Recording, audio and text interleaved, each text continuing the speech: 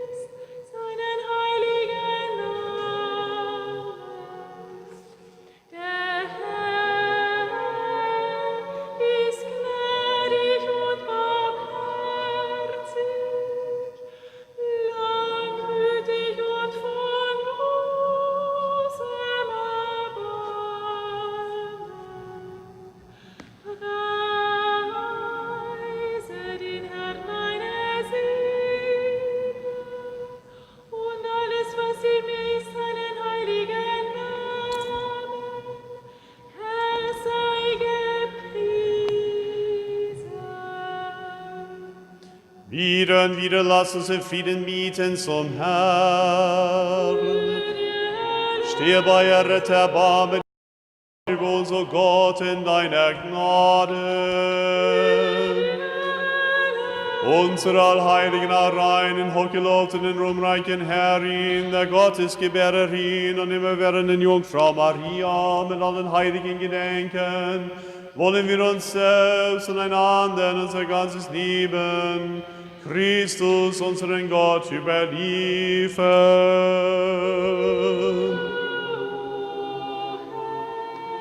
Denn dein ist die Macht und das Reich und die Kraft und die Herrlichkeit des Vaters und des Sohnes und des Heiligen Geistes, jetzt und immer da und von Ewigkeit zu Ewigkeit.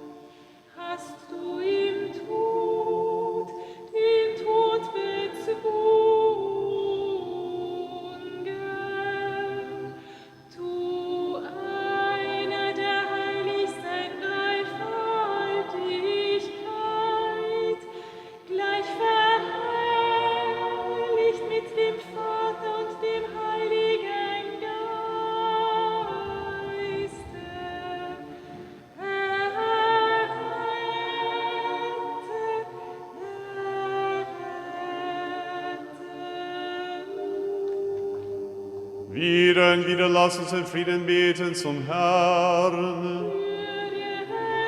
Stehe bei, errette, erbarme dich und wacke Über uns, o Gott, in deiner Gnade. Unsere allheiligen, allreinen, auch gelobten, ruhmreichen Herrin, der Gottesgebärerin, in immerwährenden Jungfrau Maria, mit allen Heiligen gedenken, wollen wir uns selbst und einander unser ganzes Leben Christus, unseren Gott, überliefern.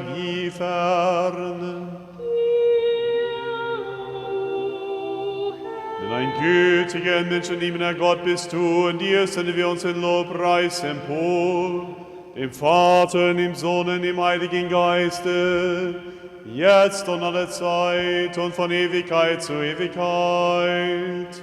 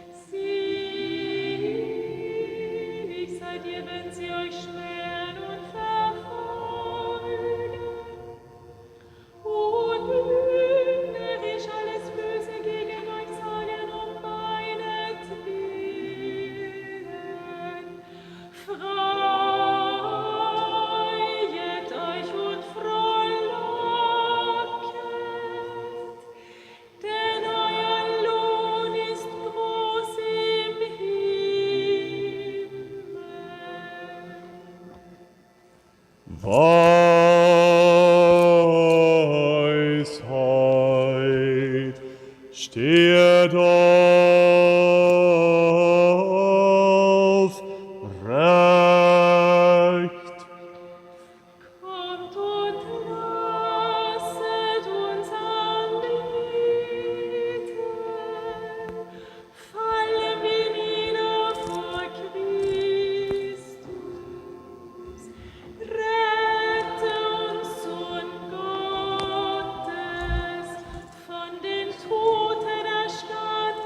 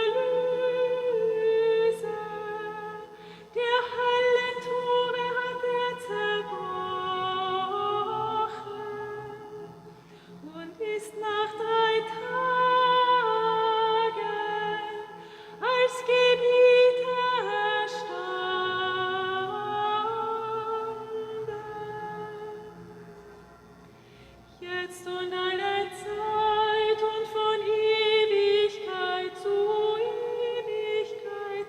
Amen.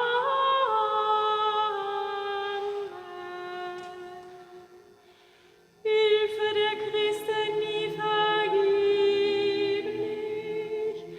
Mitleid beim Schöpfer unwandelbar, verschmähe nicht der Sünder Stimme. Komm vielmehr uns zuvor mit deiner Hilfe, die wir gläubig zu dir rufen. Heil auf unser Gebet, lauf auf unser Flehen, denn du hilfst immer Gottes Gewährin, denen, die dich ehren. Denn heilig bist du, unser Gott, in dir senden wir den Lobpreis empor, dem Vater, dem Sohn, dem Heiligen Geiste, jetzt und alle Zeit und von Ewigkeit zu Ewigkeit. Amen. Heiliger Gott, heiliger Starker, heiliger Unsterblicher, erbarme dich unser. Hagios Ortheos, Hagios Ispiros, Hagios Orthanatos,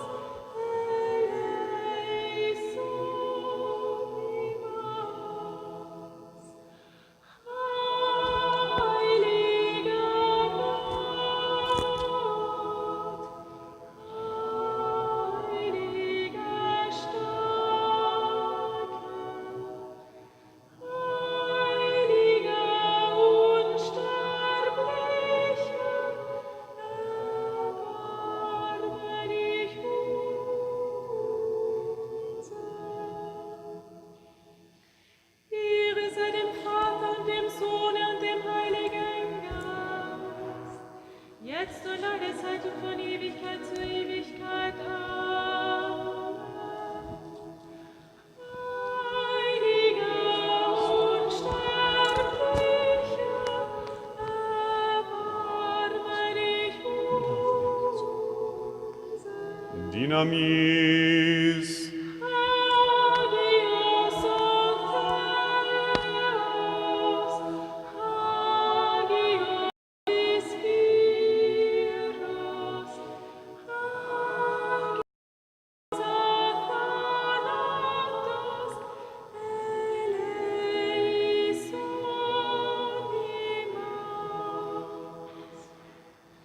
Seid aufmerksam, der Friede sei mit euch allen. Weisheit. Prokime nun im 4. Ton, wie zahlreich sind doch deine Werke, Herr, sie alle schufest du in Weisheit. Wie zahlreich sind doch deine Werke, Herr, sie alle schufest du in Weisheit.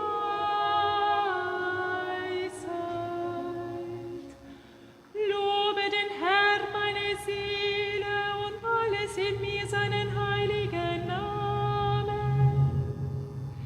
Wie zahlreich sind doch deine Werke,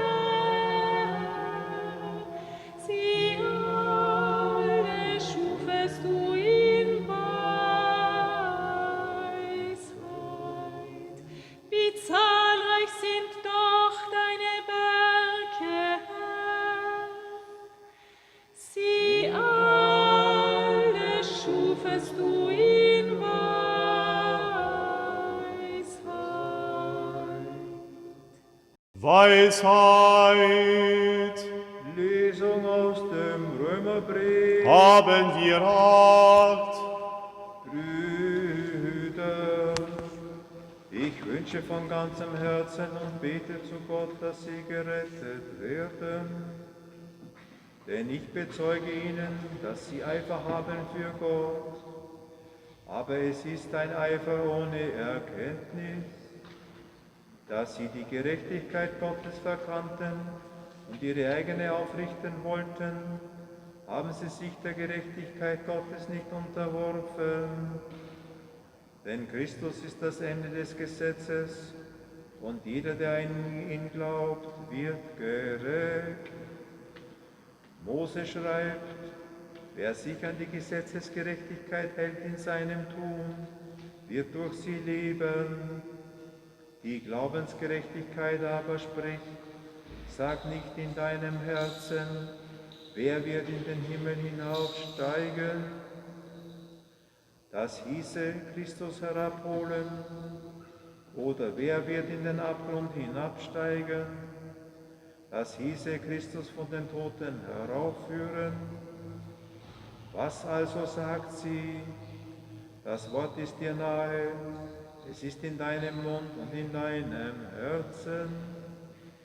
Gemeint ist das Wort des Glaubens, das wir verkündigen.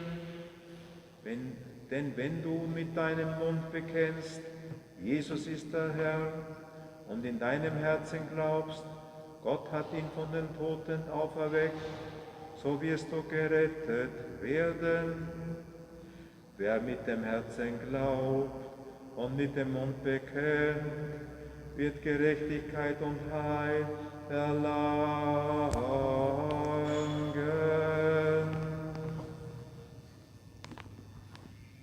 Friede sei mit dir, Vorleser. Weisheit, Halleluja, Halleluja, Halleluja.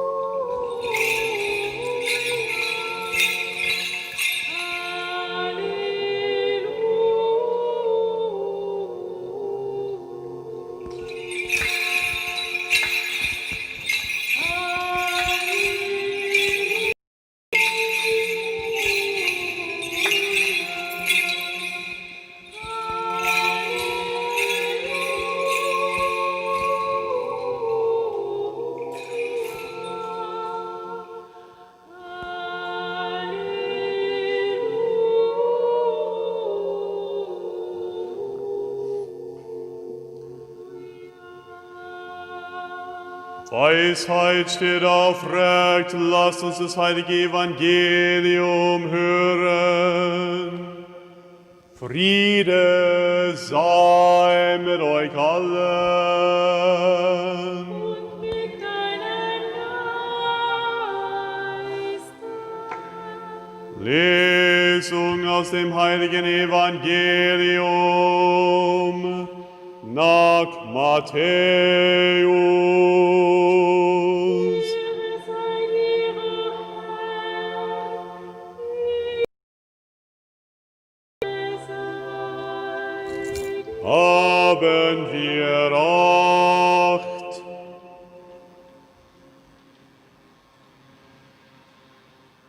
In jener Zeit, als Jesus an das andere Ufer kam, in das Gebiet von Gadara, liefen ihm aus den Grabhöhlen 2 Besessenen entgegen. Sie waren so gefährlich, dass niemand den Weg benutzen konnte, der dort vorbeiführte.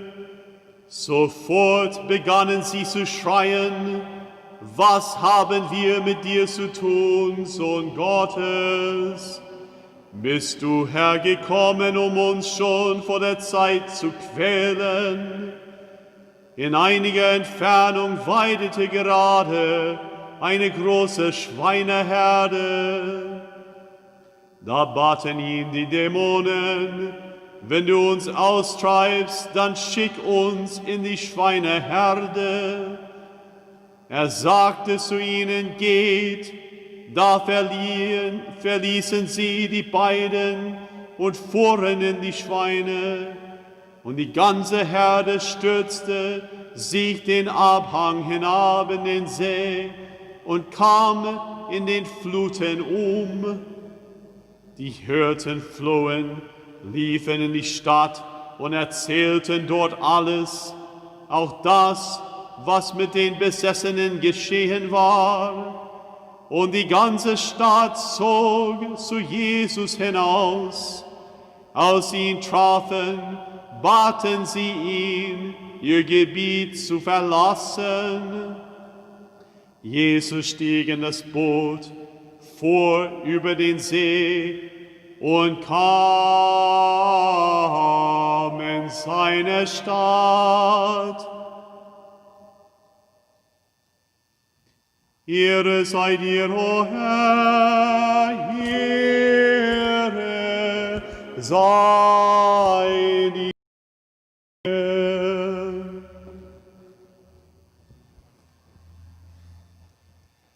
Im Namen des Vaters und des Sohnes und des Heiligen Geistes. Gelobt sei Jesus Christus. In Ewigkeit. Amen. Das heutige Evangelium ist vielleicht für uns moderne Menschen etwas zu viel. Denn vielleicht in unserer Zeit der Naturwissenschaft und so weiter fällt es dem Menschen schwer zu akzeptieren, dass es Dinge und Gewalten gibt wie Dämonen. Und doch in diesem Evangelium sehen wir diese Schattenseite der Schöpfung. Ja, die Welt des Bösen. Und nicht nur böse aus einer philosophischen Idee, sondern aus etwas Persönliches. Und das ist ganz klar, dass seit dem Sündenfall steht der Mensch in einem Kampf zwischen den bösen Geistern und seinem Hinabstieg zu Gott. Ein Hinabstieg, was für den Mensch unmöglich ist. Aber für Gott, dieser Hinaufstieg ist für Gott möglich, aber für den Mensch nicht.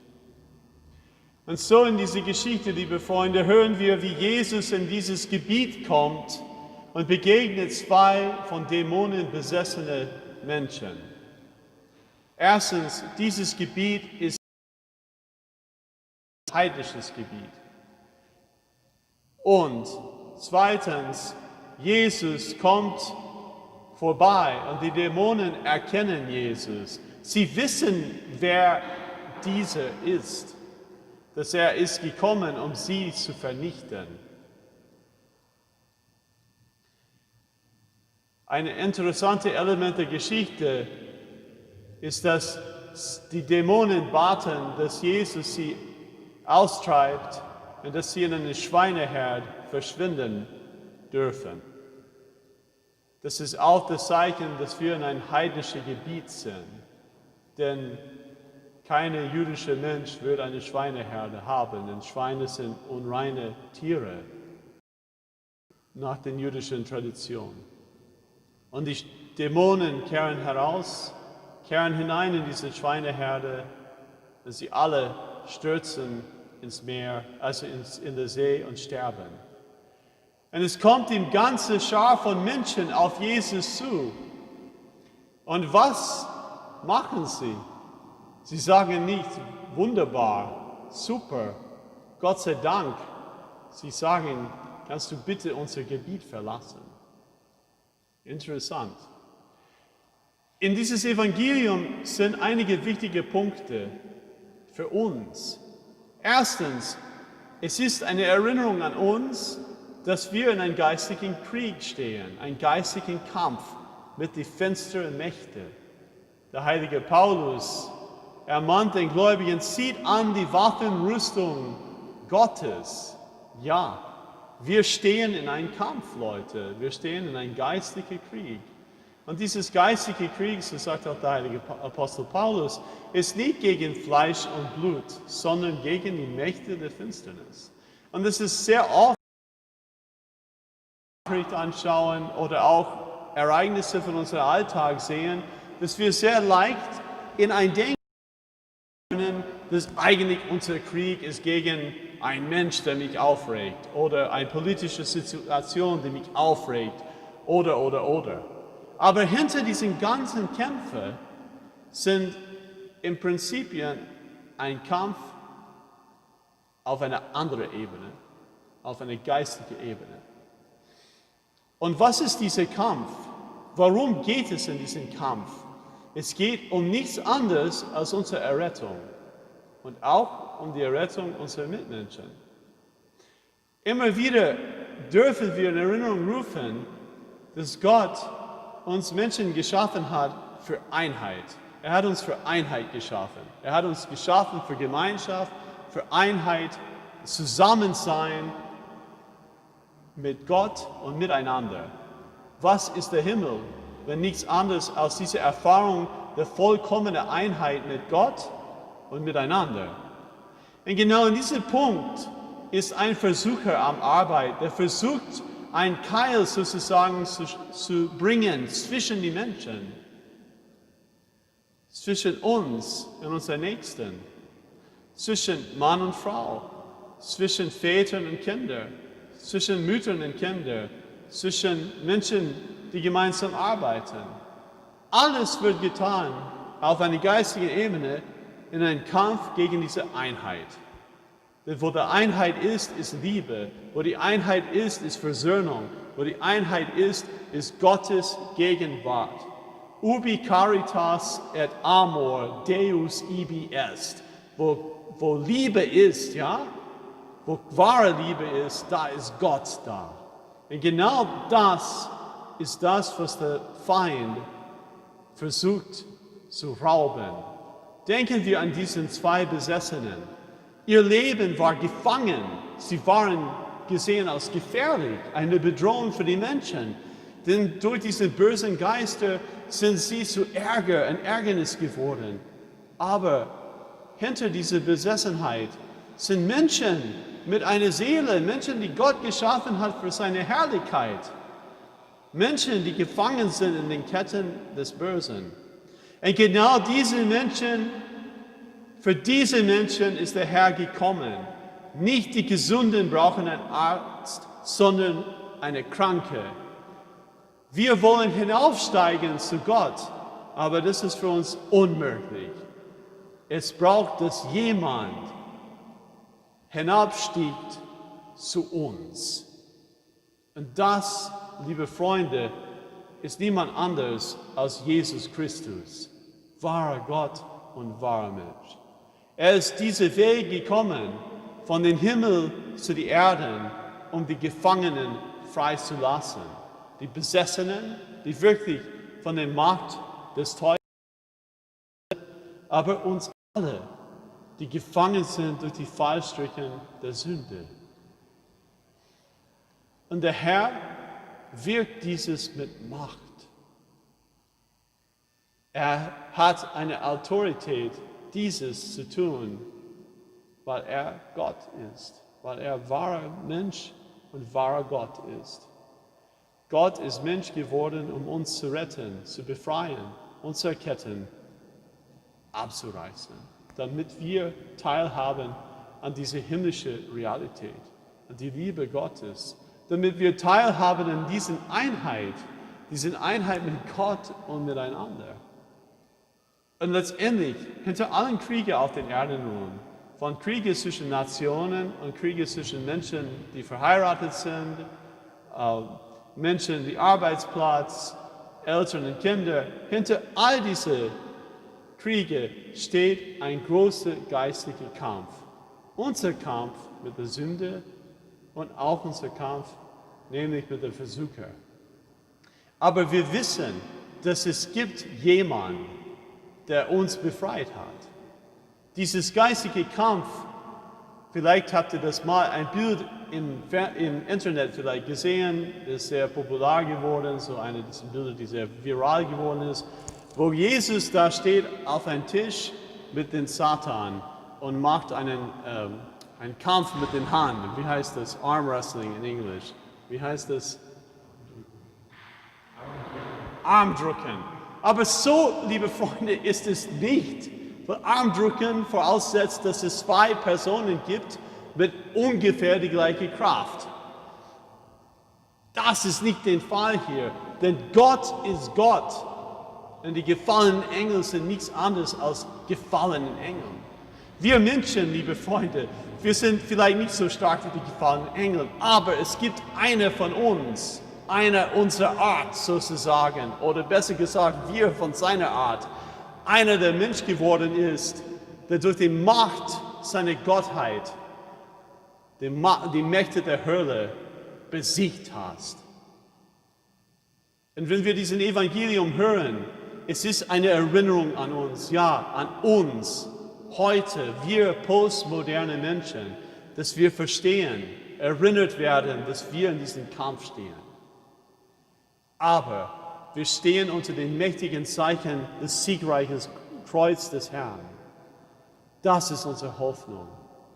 Wenn wir vorangehen in unser Leben, auf diesen Weg, wo Jesus uns auf der Hand nimmt und uns mitnimmt, auf diesen Weg hinauf zum Vater, diese haben, wo Gott arbeitet an uns, damit wir wahre Männer und Frauen der Auferstehung werden. Es ist klar, dass wir werden stehen inmitten von vielen Kämpfen und Kriegen. Aber fassen wir Mut, denn Jesus hat die Welt besiegt. Jesus sagt im Johannesevangelium, ich habe die Welt besiegt. Hier in diesem Wunder ist ein Zeichen, dass er dieses Macht besiegt hat. Immer wieder im Evangelium hören wir von dieser Geschichte von Dämonenaustreibungen. Der Herr ist am Arbeit. Der Herr ist auch am Arbeit, uns zu stärken durch die Kraft seines Heiligen Geistes.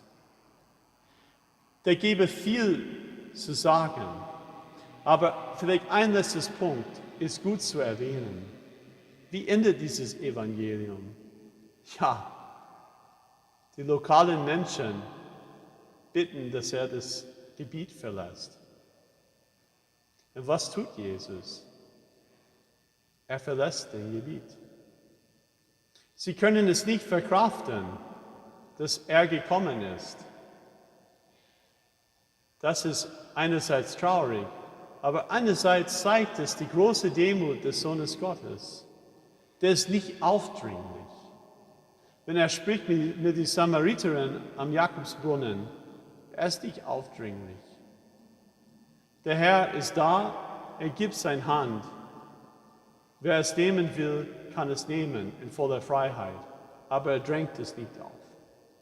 Liebe Freunde, an diesem Sonntag beten wir, dass Gott uns die Kraft gibt, standhaft zu sein in unseren Kämpfen. Diese Kämpfe sind viele, und nicht alle Kämpfe sind verursacht durch die Dämonen. Vieles durch unsere Gebrochenheit. Aber ob es unsere Gebrochenheit ist oder den Krieg mit den Dämonen, wir wissen, dass wir einen Krieger auf unserer Seite haben. Jesus Christus, der Auferstandene. Jesus Christus, der das Kreuz für uns getragen hat. Stehe auf, o Herr, und deine Feinde werden zerschmettern, denn sie werden fliehen vor dein Angesicht, wie Wachs zerschmilzt vor dem Feuer. Gelobt sei Jesus Christus in Ewigkeit. Amen.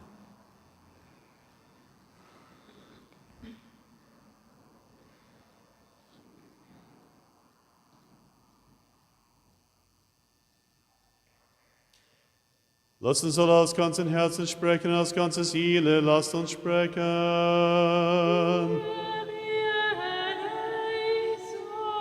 Herr Gott, der Herrscher, Gott unserer Väter, wir bitten dich, erhöre uns und erbarme dich. Erbarme dich uns, o Gott, in deiner großen Barmherzigkeit, wir bitten dich, erhöre uns und erbarme dich.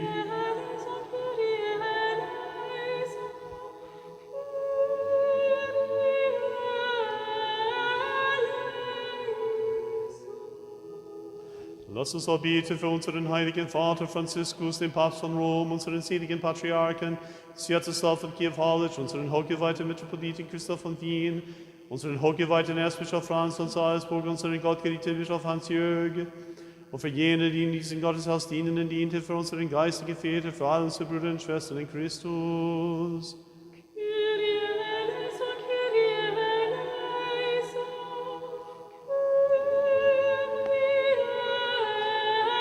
Lass uns auch beten für unsere Brüder, die Priester, Mönchspriester, Diakone, Mönchsdiakone, sowie für alle Mönche, Monialen auf der ganzen Erde und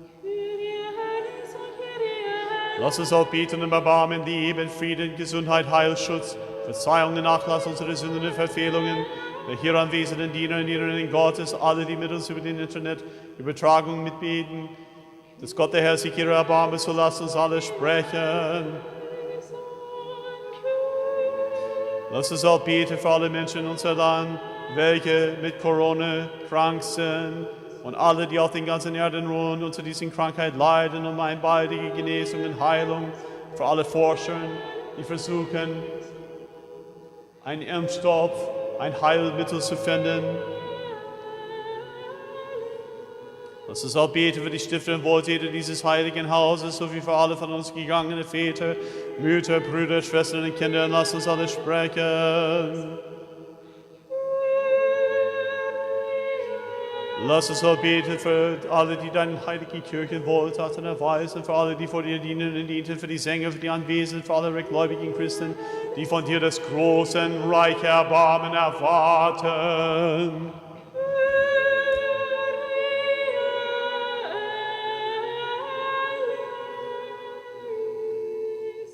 Denn ein gnädiger, menschenliebender Gott bist du, und dir senden wir unseren Lobpreis empor, den Vater, dem Sohn und dem Heiligen Geiste, jetzt und immer dort und von Ewigkeit zu Ewigkeit.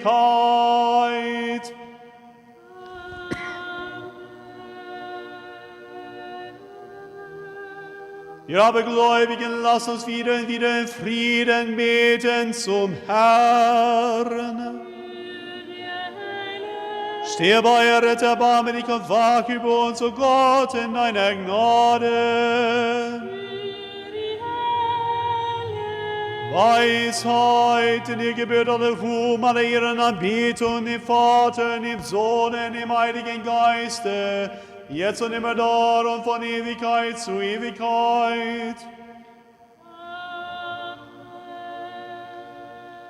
Wieder und wieder lass uns in Frieden beten zum Herrn.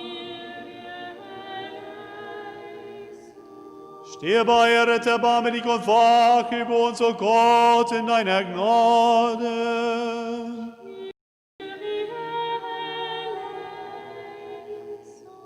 Weisheit, auf dass wir von deiner Macht alle Zeit behüte dir den Lobgesang emporsenden, dem Vater, dem Sohne und dem Heiligen Geiste, jetzt und immer da und von Ewigkeit zu Ewigkeit.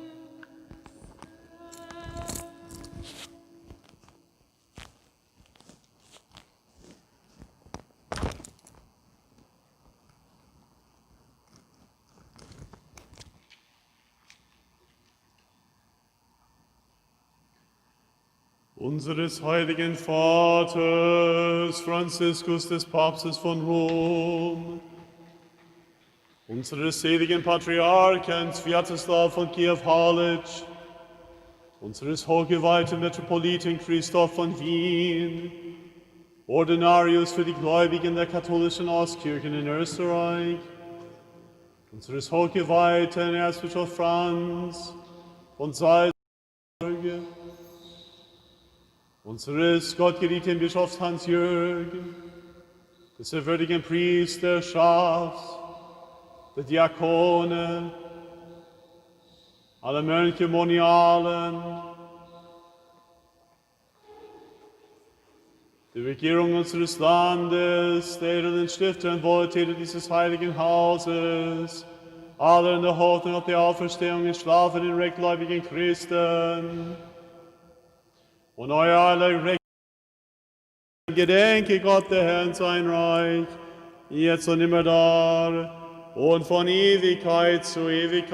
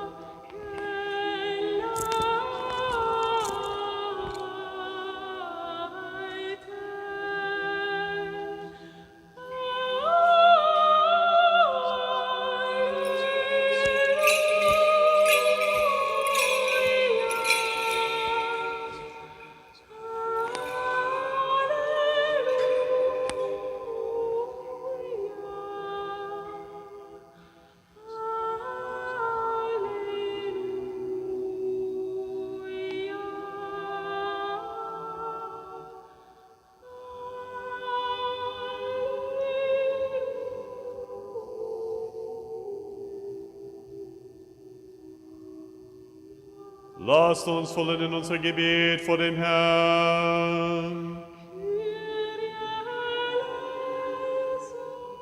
Wenn ihr bereitet den kostbaren Gaben, lasst uns beten zum Herrn. Für dieses heilige Haus und für alle, die es mit Glauben und Frömmigkeit in Gottes Volk besuchen, lasst uns beten zum Herrn.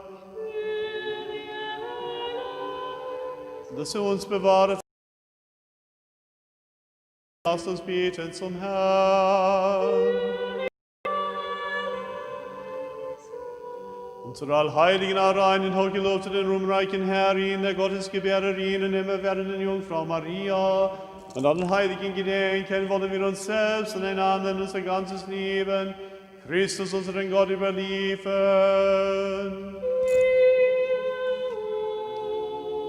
Durch des Erbarmens deines eingeborenen Sohnes, mit dem du gepriesen bist, an den allheiligen, gütigen, lebensspendenden Geist, jetzt und immer da und von Ewigkeit zu Ewigkeit. Friede sei mit euch allen. Lasst uns einander lieben, auf dass wir den Eintracht bekennen.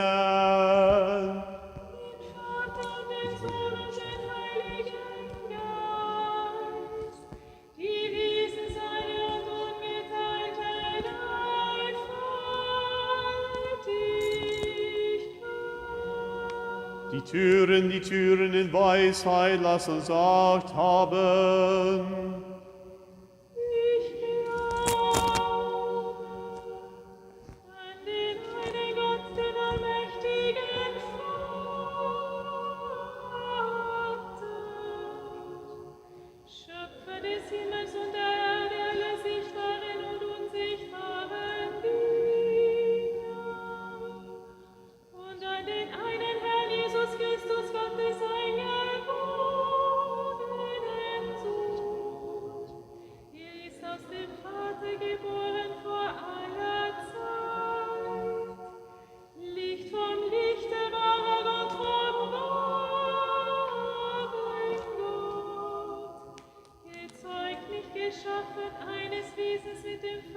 durch ihn ist alles geschaffen.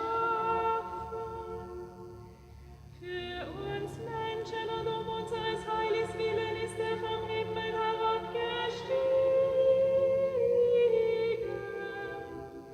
Er hat Fleisch angenommen durch den Heiligen Geist aus Maria der Jungfrau und ist Mensch geworden. Gekreuzigt wurde er für uns unter Pontius Pilatus, hat gelitten und ist begraben worden und ist auferstanden am dritten Tage gemäß der Schrift. Er ist aufgefahren in den Himmel und sitzt zur Rechten des Vaters. Er wird wiederkommen in Herrlichkeit, Gericht zu halten über Lebende und Tote. Und seines Reiches wird kein Ende sein. Ich glaube an den Heiligen Geist, den Herrn und Lebensspender, der vom Vater ausgeht. Er wird mit dem Vater und dem Sohn zugleich angebeten und verherrlicht.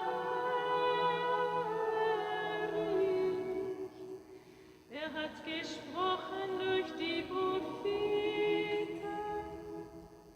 Und die eine heilige, katholische und apostolische Kirche.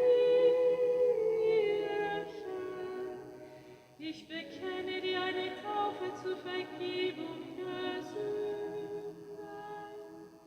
Ich erwarte die Auferstehung der Toten und das Leben der zukünftigen Welt.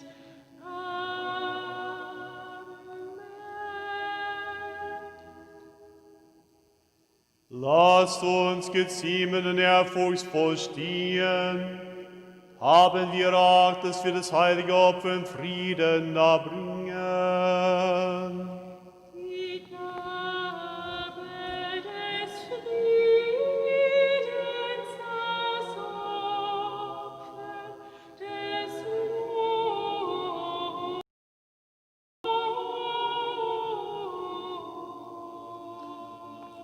Die Gnade unseres Herrn Jesus Christus, die Liebe Gottes des Vaters und die Gemeinschaft des Heiligen Geistes sei mit euch allen. Mit deinem Geiste. Erheben wir die Herzen. Haben sie mein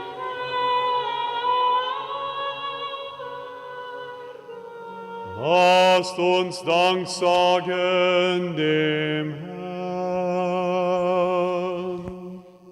Es ist würdig und recht, den Vater und den Sohn und den Heiligen Geist anzubieten. Diese und ungeteilte Dreifaltigkeit.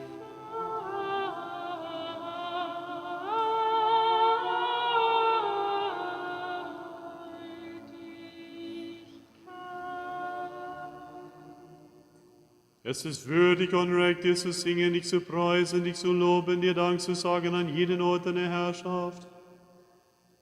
Denn du bist der unaussprechliche, unbegreifliche, unsichtbare und unfassbare Gott.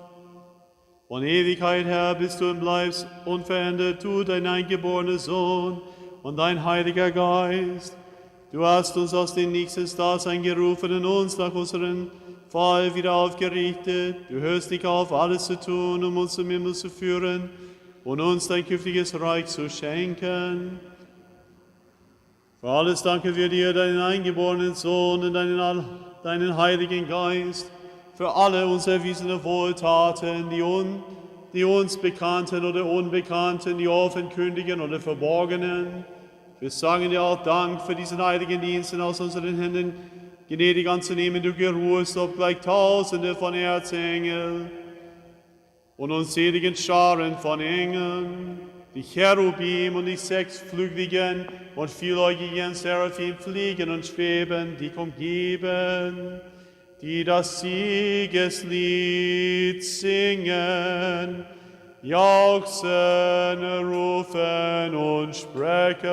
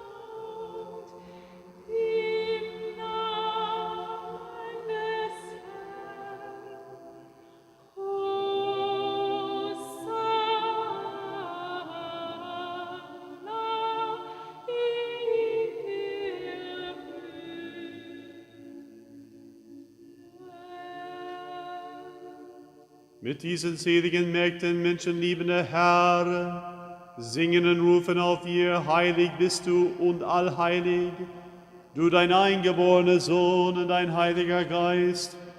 Heilig bist du und über alles Heilig und wunderbar ist deine Herrlichkeit. So sehr hast du die Welt geliebt, dass du deinen eingeborenen Sohn dahingabst, damit jeder, der an ihn glaubt, nicht verloren gehe, sondern das ewige Leben habe. Er ist gekommen und hat den ganzen Heilsplan um unseren Willen erfüllt. Und in der Nacht, in der er ausgeliefert wurde, oder vielmehr sich selber auslieferte, für das Leben der Welt, nahm er Brot in seine heiligen, reinen und makellosen Hände, dankte, segnete, heiligte, brach es und gab es seinen heiligen Jüngern und Aposteln, indem er sprach: Nehmet hin und esset, das ist mein Leib, der für euch gebrochen wird, zur Vergebung der Sünden.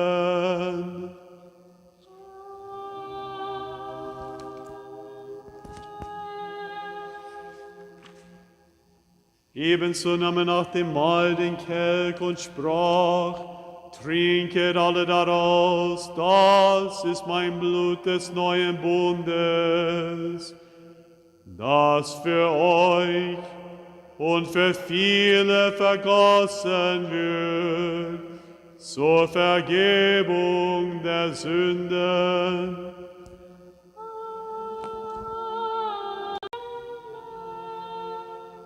Eingedenk also dieses heilbringenden Auftrages des Erlösers und all dessen, was für uns geschehen ist, des Kreuzes, des Grabes, der Auferstehung am dritten Tag, der Himmelfahrt, des Sitzens zur Rechten, des zweiten und glorreichen Wiederkehr. Bringen wir dir das Deinige von den Deinigen dar, im Allen und für alle.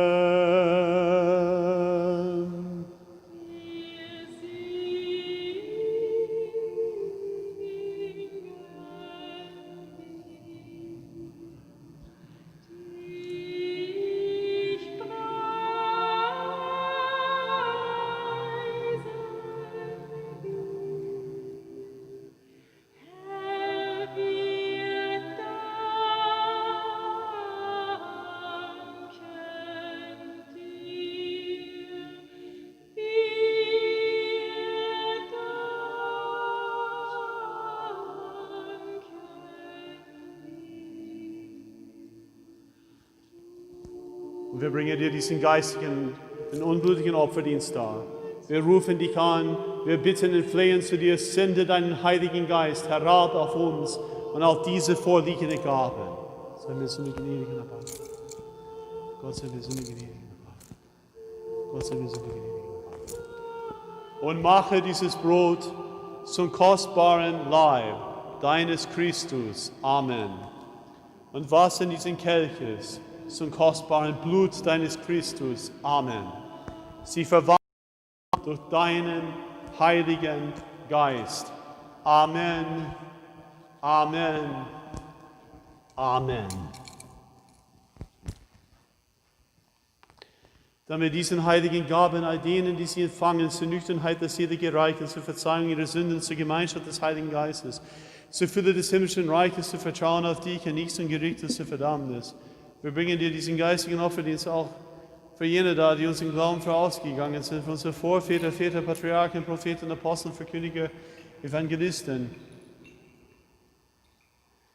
Märtyrer, Bekenner, Asketen, für jede Gerechte in Glaube verschiedene Seele.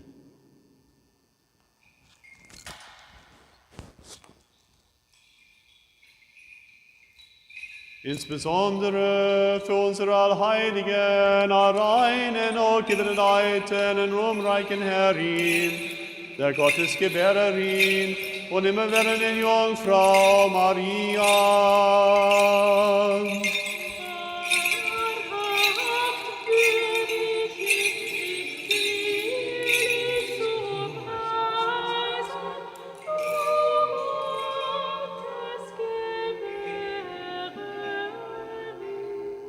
Also das Süße ist.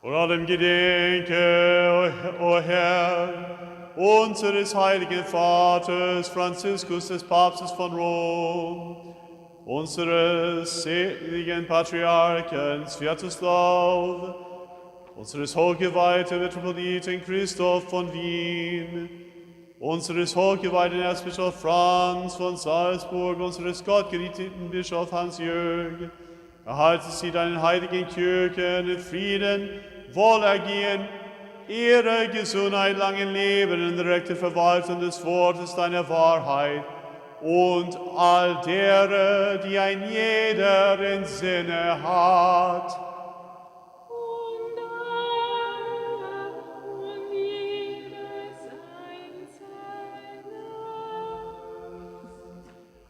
Und lasst uns einmütig mit Mund und Herz dann alle würdigen und wunderbaren Namen preisen und besingen.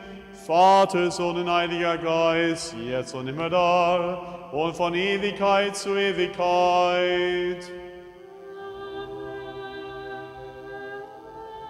Und es sei das Erbarmen unseres großen Gottes und Erlösers Jesus Christus mit euch allen. Nachdem wir alle Heiligen gedacht haben, lasst uns wieder in Frieden beten zum Herrn. Für die dargebrachten, geheiligten, kostbaren Gaben, lasst uns beten zum Herrn. Dass unser mitschönliebender Gott sie annehmen aus seinen heiligen, überhimmlischen, geistigen Altare zum Duft, den geistigen Wohlgeruch und uns dafür seine göttliche Gnade, die Gabe des Heiligen Geistes herabsende. Lasst uns beten zum Herrn. Lass uns bewahre vor aller Trübsal, vor Zorn oder Bedrängnis. Lass uns beten zum Herrn. Stehe bei, errette, erbarme dich und wach über uns, o Gott, in deiner Gnade. Dass der heutige Tag vollkommen heilig, friedvoll und ohne Sünde sei. Lasst uns erflehen vom Herrn. Einen Engel des Friedens, einen treuen Führer von seinem Leib, lasst uns erflehen vom Herrn. Verzeihungen nachlass unsere Sünden und Verfehlungen, lasst uns erflehen vom Herrn. Alles, was gut ist und heilsam für unsere Seelen, für die Frieden, für die ganze Welt, lasst uns erflehen vom Herrn. Lass wir die restliche Zeit unseres Lebens in Frieden und Umkehr vollenden. Lass uns erflehen vom Herrn. Ein christliches Ende unseres Lebens oder Qual und Schande, sowie eine gute Verantwortung für den forterregenden Ritterstuhl Christi. Lasst uns erflehen vom Herrn. Im Flehen und die Einheit des Glaubens und die Gemeinschaft des Heiligen Geistes wollen wir uns selbst und einander und unser ganzes Leben Christus, unseren Gott, überliefern. Und würdige uns, Gebieter, mit Vertrauen und unverurteilt, dich, den Gott des Himmels, als Vater anrufen und sprechen zu dürfen.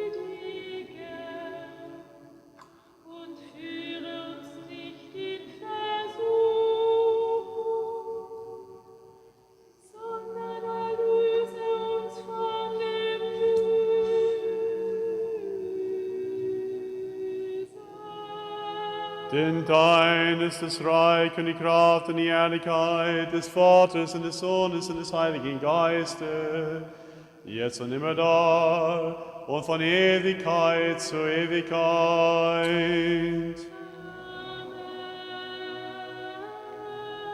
Friede sei mit euch allen.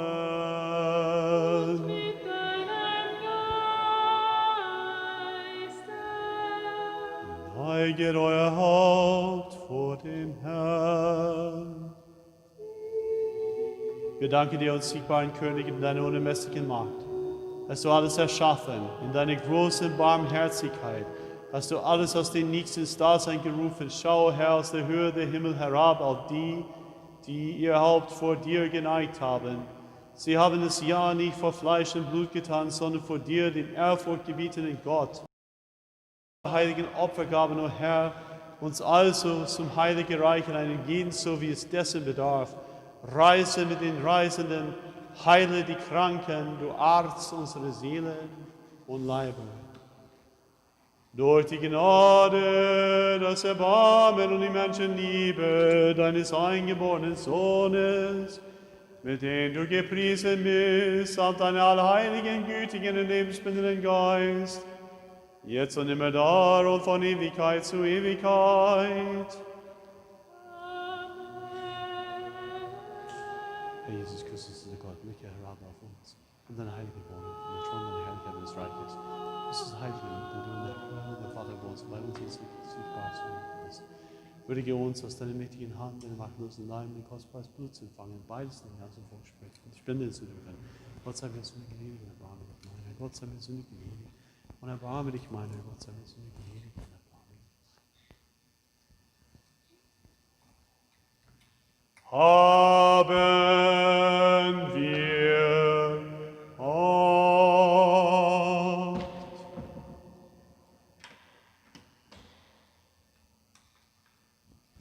Das Heilige, den Heiligen.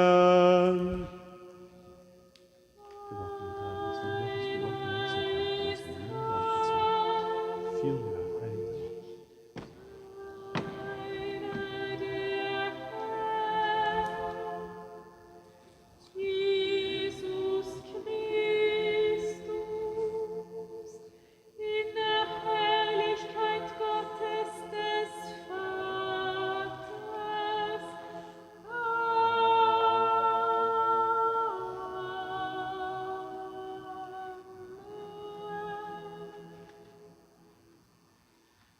Lobt den Herrn von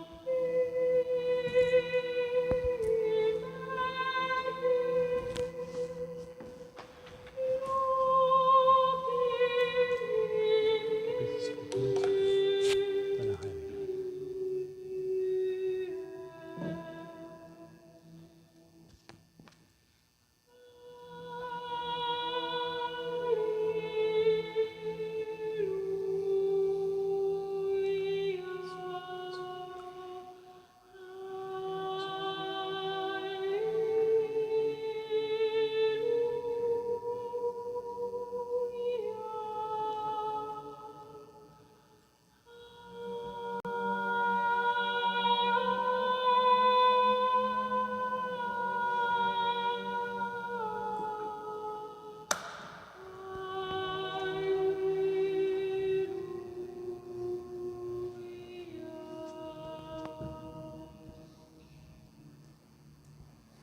Ich glaube, o Herr, und bekenne, dass du in Wahrheit Christus bist, der Sohn des lebendigen Gottes, der in die Welt gekommen ist, um die Sünder zu erlösen, unter denen ich der Erste bin.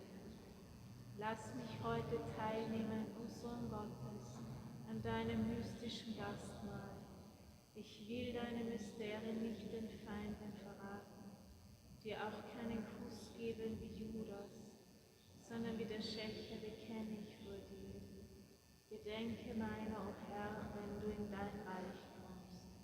Gedenke meiner Gebieter, wenn du in dein Reich kommst. Gedenke meiner Heiligen, wenn du in dein Reich kommst. Nicht zum Gericht oder zur Verdammnis, möge mir die Teilnahme an deinen Mysterien gereichen, sondern zur Heilung der Seele und des Leibes. Gott sei mir armen Sünder gnädig. Gott verzeih mir meine Sünden und erbarm dich meiner. Ohne Zahl habe ich gesündigt, Herr, verzeih mir.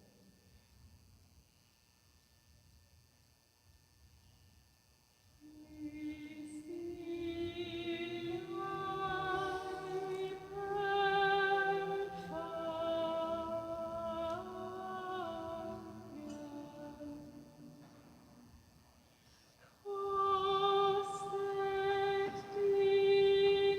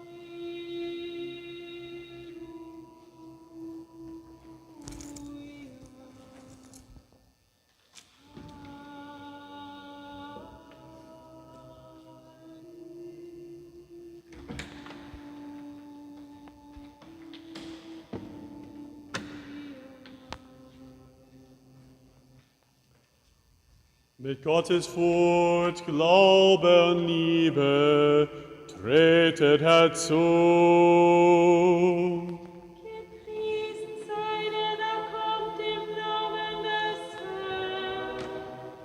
Gott ist der Herr und ist uns erschienen.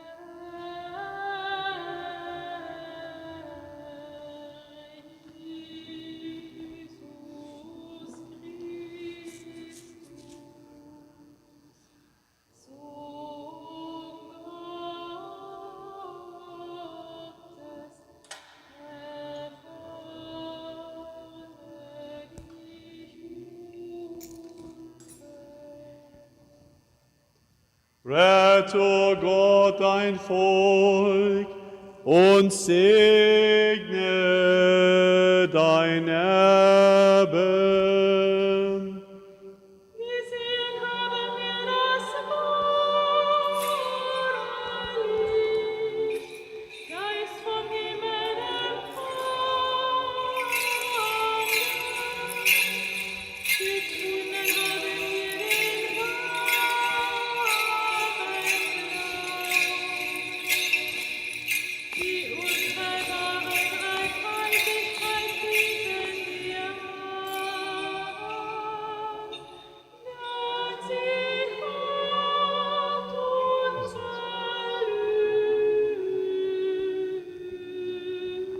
alle Zeit, jetzt und immer da und von Ewigkeit zu Ewigkeit.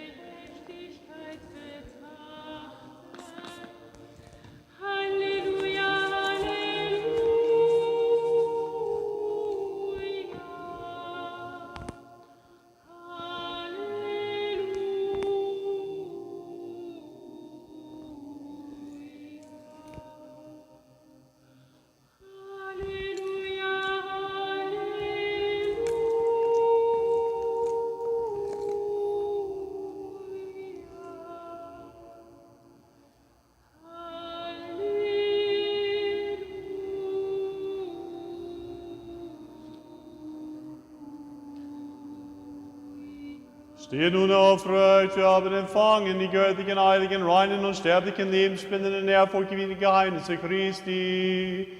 Nun lass uns für dich Dank sagen dem Herrn. Stehe bei, erret, erbarme dich und wach über uns, o Gott, in deiner Gnade. Erflehen es den ganzen Tag, vollkommen heilig, frei von ohne Sünde sei, wollen wir uns selbst und einander unser ganzes Leben, Christus, unseren Gott, überliefern. Denn du bist unsere Heiligung und dir senden wir uns in Lobpreis empor, dem Vater, dem Sohn und dem Heiligen Geiste, jetzt und immer da und von Ewigkeit zu Ewigkeit. Gehen wir in Frieden.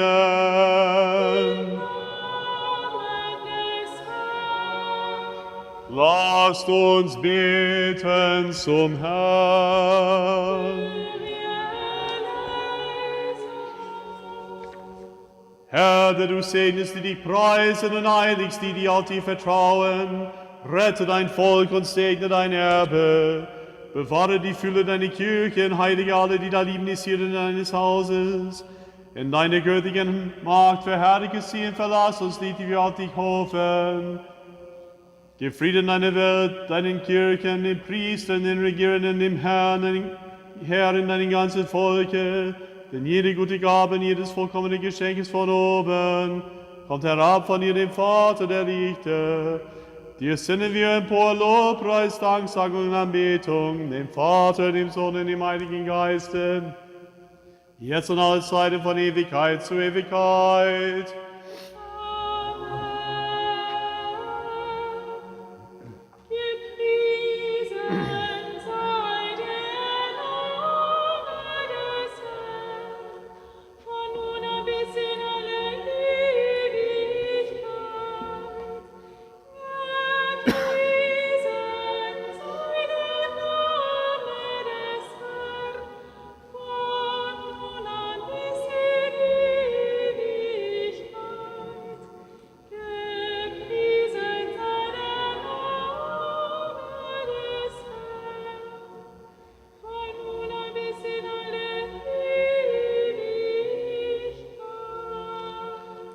Der Segen des Herrn und sein Erbarmen komme auf euch herab, Kraft seine Gnade, Menschenliebe, alle Zeit, jetzt und immer da und von Ewigkeit zu Ewigkeit.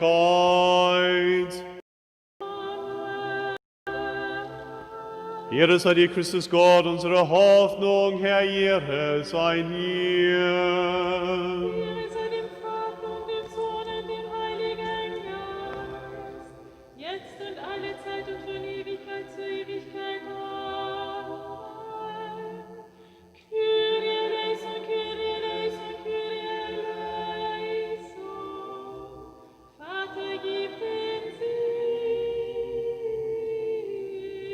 Christus, unser wahrer Gott, der von den Toten auferstanden ist, auf die Fürsprache seiner reinen Mutter, der heiligen, glorreichen, allverehrten, ruhmreichen Aposteln, den heiligen, ruhmreichen, allverehrten Aposteln, den Evangelisten Markus, Patron dieses heiligen Hauses, unseres heiligen Vaters Athanasius von Berge Athos, dessen Gedächtnis wir heute begehen, unseres Vaters unter den heiligen Johannes Chrysostomus, des Erzbischofs und Patriarchen von Konstantinopel, heiligen gerechten Gottes an Joachim und Anna, und aller heiligen erbarmungslichen errette uns, denn er ist gütig und menschenliebend.